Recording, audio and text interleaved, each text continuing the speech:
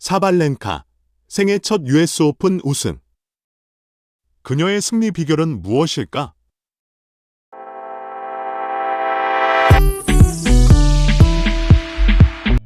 아리나 사발렌카, 26 벨라루스 세계 랭킹 2위, 가 시즌 마지막 메이저 테니스 대회인 US 오픈 여자 단식에서 생애 첫 우승을 차지하며 테니스 역사의 한 페이지를 장식했다. 9월 8일, 미국 뉴욕의 빌리진 킹 테니스 센터에서 열린 결승전에서 사발렌카는 미국의 제시카 페굴라, 30세계 랭킹 6위를 상대로 2대0, 7대5, 7대5으로 승리하며 압도적인 경기력을 보여주었다. 이 승리로 사발렌카는 US 오픈에서 첫 타이틀을 거머쥐었을 뿐만 아니라 하드코트에서의 강력한 기량을 다시 한번 입증했다. 사발렌카는 이미 올해 호주 오픈에서 우승한 바 있으며 프랑스 오픈과 윈블던에서도 강한 모습을 보였다. 이번 US 오픈 우승으로 그녀는 하드코트 시즌의 두 메이저 대회를 모두 석권하며 안젤리크 케르버 이후 8년 만에 이 기록을 달성한 선수가 되었다. 사발렌카의 파워 넘치는 포핸드는 남자 선수들과 비교해도 손색이 없을 만큼 강력하며 특히 공이 빠르게 튀어오르는 하드코트에서 그 능력이 극대화된다는 평가를 받고 있다. 사발렌카는 이번 우승이 더욱 의미 있었던 이유로 작년 같은 대회에서 결승에 올랐지만 코코 고프에게 패하며 아쉽게 우승 문턱에서 좌절했던 기억을 떠올렸다. 그러나 그녀는 꾸준한 노력 끝에 올해 마침내 그 꿈을 이루었다며 트로피를 들어 올리는 순간의 기쁨을 감추지 못했다. 사발렌카는 경기 후 인터뷰에서 US 오픈은 여러 번 우승할 기회가 있었던 대회지만 이번에 드디어 그 기회를 잡았다. 마침내 이 아름다운 트로피를 들게 되어 정말 행복하다고 소감을 전하며 상대였던 페굴라에게도 페굴라 역시 언젠가는 메이저 대회에서 우승할 날이 있을 것이라고 덕담을 건넸다. 반면 페굴라는 생애 첫 메이저 대회 결승 진출로 많은 기대를 모았으나 아쉽게도 승리를 거머쥐지 못했다. 2세트에서 게임 스코어 5대3으로 앞서며 승리를 눈앞에 둔 듯 보였지만 연달아 자신의 서브 게임을 잃고 결국 5대6으로 역전당했다. 마지막 12번째 게임에서 포핸드 실수를 범하며 승부가 갈렸고 1시간 53분 만에 트로피는 사발렌카의 손에 넘어갔다. 페굴라는 경기 후 많은 이들이 여기까지 온 것만으로도 훌륭하다고 하겠지만 나는 더 잘할 수 있었다는 생각이 머릿속을 떠나지 않는다며 아쉬움을 표했다. 그러나 그녀는 곧 이 또한 지나갈 것이고 나는 다음을 준비할 것이라며 긍정적인 다짐도 남겼다. 페굴라는 이번 대회 준우승으로 세계 랭킹 3위로 도약하며 개인 최고의 순위를 기록하게 되었다. 그녀는 이제 14일 서울에서 열리는 코리아 오픈의 디펜딩 챔피언 자격으로 출전할 예정이다. 지난해 이 대회에서 첫 우승을 차지한 후 그녀는 자신을 하프 코리안이라고 소개했는데 이는 페굴라의 어머니가 한국에서 태어나 미국으로 입양되었기 때문이다. 이번 코리아 오픈에서는 세계 랭킹 1위 이가 시비용테크도 처음으로 출전해 페굴라와의 맞대결에 대한 기대가 높아지고 있다. 이번 코리아 오픈에서 제시카 페굴라는 디펜딩 챔피언으로서 자신의 타이틀을 지키기 위한 각오를 다졌다. 특히 한국에서 열리는 대회인 만큼 그녀에게는 단순한 테니스 대회 이상의 의미가 담겨 있다. 한국계 미국인인 페굴라는 매번 한국에서의 경기를 특별하게 생각하며 자신의 뿌리를 존중하는 모습을 보여왔다.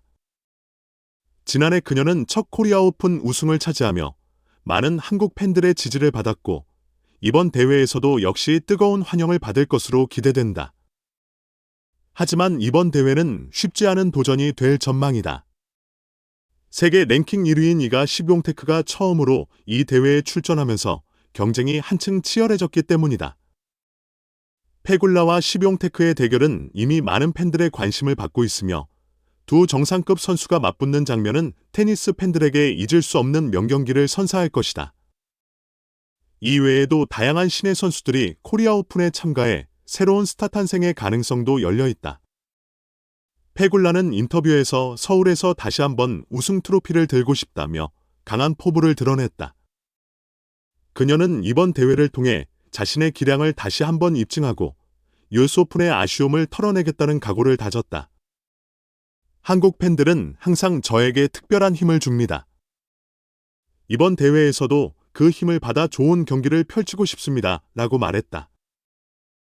홍명보 감독이 이끄는 축구대표팀이 2026 국제축구연맹 피파 월드컵 본선 진출을 위해 오만 원정에서 첫 승을 노리며 중요한 경기에 나선다.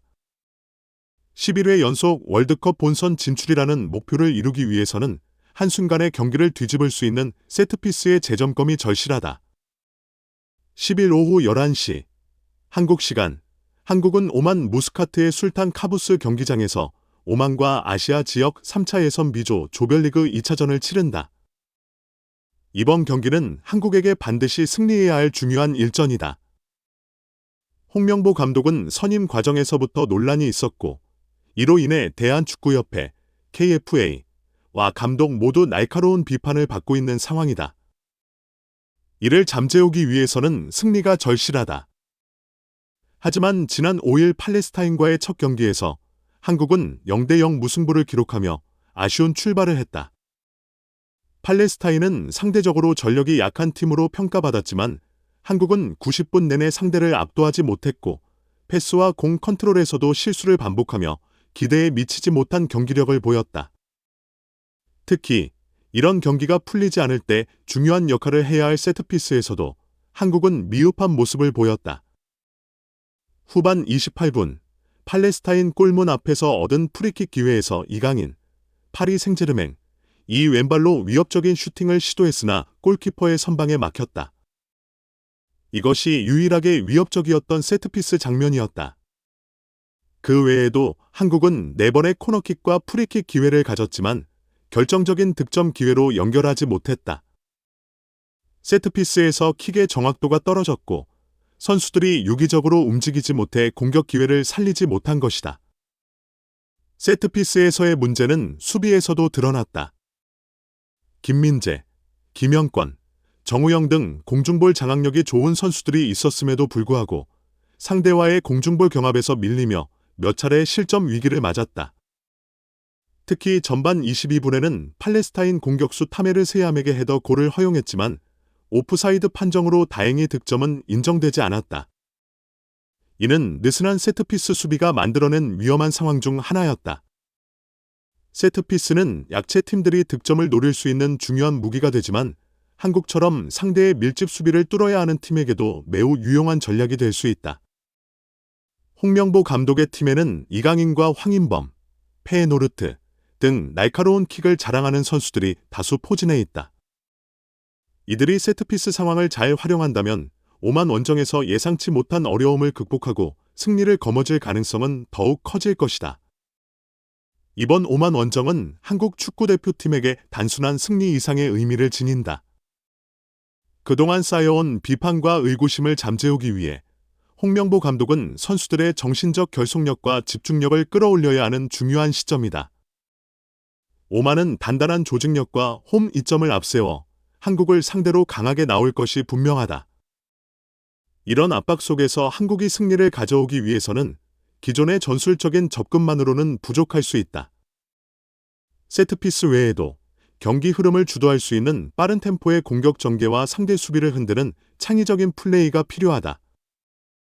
한국 대표팀은 팔레스타인전에서 보여준 실수를 되풀이하지 않기 위해 선수들 개개인의 기량을 극대화하는 데 집중해야 한다.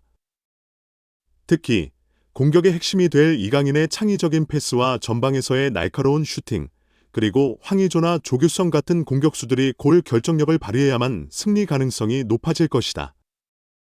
수비 측면에서는 김민재를 중심으로 상대 공격수들의 공중볼을 확실히 차단하고 측면 수비수들이 상대 윙어들의 빠른 돌파를 효과적으로 막아야 한다. 중원에서는 황인범과 정우영 같은 미드필더들이 상대의 패스를 차단하고 공격으로 빠르게 전환하는 능력을 보여줘야 할 것이다. 무엇보다도 중요한 것은 팀 전체의 단합된 정신력이다. 오만의 뜨거운 응원과 강한 압박 속에서도 침착함을 유지하며 이기는 경기를 만들어가는 것이 이번 원정의 가장 큰 과제가 될 것이다.